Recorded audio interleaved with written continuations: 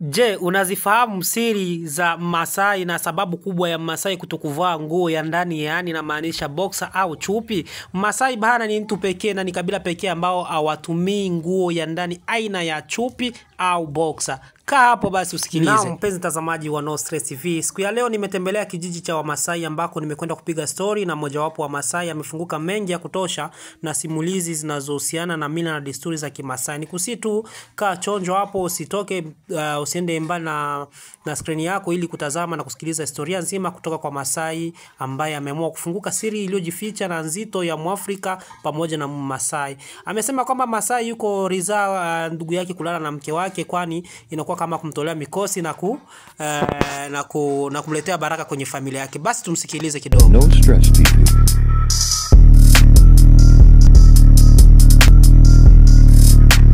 Kabila la Wamasai limekuwa miongoni mwa makabila ya kipekee sana ambayo wametunza mila na desturi.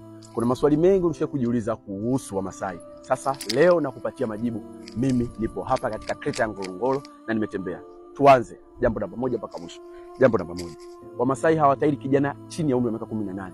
Tofauti na sisi watu wengine, mtoto ana wiki moja anatairiwa, mtoto ana miezi 18 anatairiwa. Hapana. Wamasai wanatairi mtu mpaka atakapofikisha umri wa miaka 18 ndio atairiwa. Tofauti na sisi kijana na miaka 2 anatairiwa, hapana. Wao watakapofikisha miaka 18 watakuchukua, watakapokuchukua kwanza watakutairi, wakikutairi utaenda utakaa polini, utapigwa viboko ndani ya siku moja. Baada ya kupigwa viboko ndani ya siku moja utarudi, utasimamishwa kuanzia saa 12 mpaka saa 12 alfajiri. Ikishafika saa 12 alfajiri utanyolewa nywele zote, utaenda kukaa msituni miezi 6. Miezi 6 msituni mtakuwa mnawinda simba, mtawinda chui, mtakamata ndege akiwa mzima bila kutumia fimbo wala cha nini. Ndio unapokamata ndege wengi bila kutumia silaha yote, ndio ambavyo unajulikana kwamba wewe ni jasiri. Baada ya hapo ukirudi utakabidhiwa mke ambaye wewe hukumjua. Wazazi wa binti na wakwako waliongea bila kujua, utakabidhiwa mke. Twende haraka haraka ili msikilize. Jambo namba 2, Wamasai hawali samaki. Kwa sababu gani? Kwa sababu wakati wanafanya movement ya kutoka Sudani kuja Kenya na Tanzania waliliwa sana na mamba kwenye mto Nile. Kwa hiyo kitu chochote ambacho kinaishi majini wao hawali. Pia hawamli samaki wakiamini kwamba kakaa mfumo wa nyoka, na nyoka ni adui yao mkubwa kwa sababu ya mifugo yao. Hawali samaki, wanasema samaki ni mtu anayewaangalia, yale macho wao yanawakodolea. Jambo namba 3 ni kwamba asili ya Wamasai ni kutoka Misri katika mji wa Cairo. Cairo maana yake twende wapi? Baada ya kukaa katika mji wa Misri wakatafuta sehemu kutokana na ukame, wakaenda Sudani. Sudani mji wao unaitwa Khartoum. Khartoum maana yake tumepata. Walivyokaa pale baada ya muda fulani kabidi wa move wakapita kupitia mto Nile. Mto Nile pale walivyovuka waliliwa sana na mamba, na ndio maana Wamasai wanavaa mavazi mekundu wakimaanisha damu za ndugu zao ambazo walizipoteza sana wakati wana move pale. Jambo namba 4 na la ajabu zaidi, Wamasai haoni wivu. Yaani kula mke wa Masai mwenzio ni kawaida sana, na unaingia unamla, na mtoto anayepatikana ni mtoto wangu.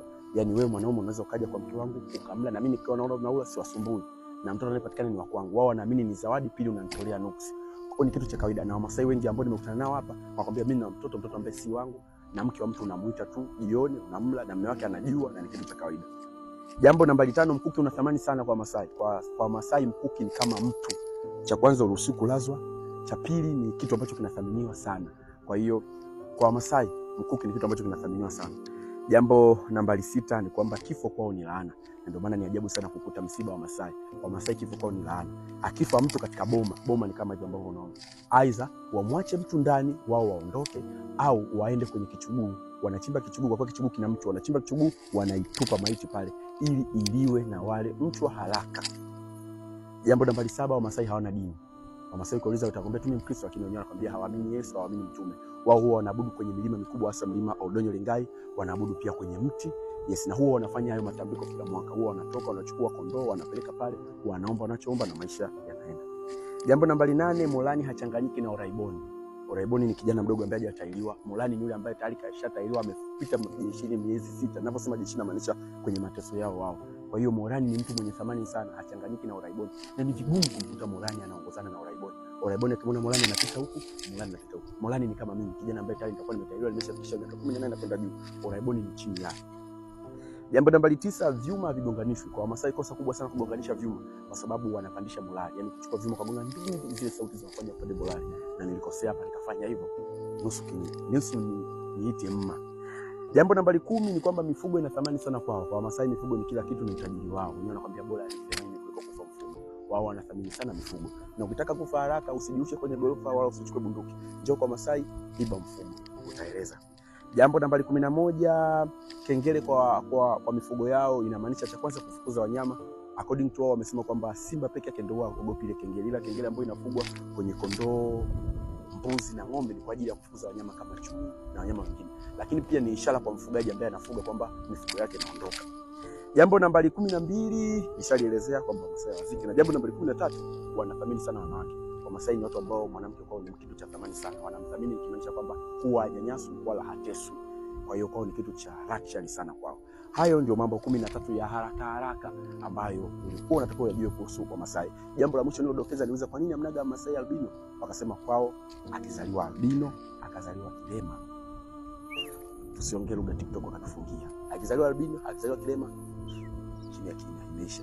Asante kwa kunisikiliza. Naitwa Amani Dimile, balozi wa utalii kwa wanavio licensed by TANAPA. Hapa nipo katika makazi ya Wamasai. Asante. No stress, people.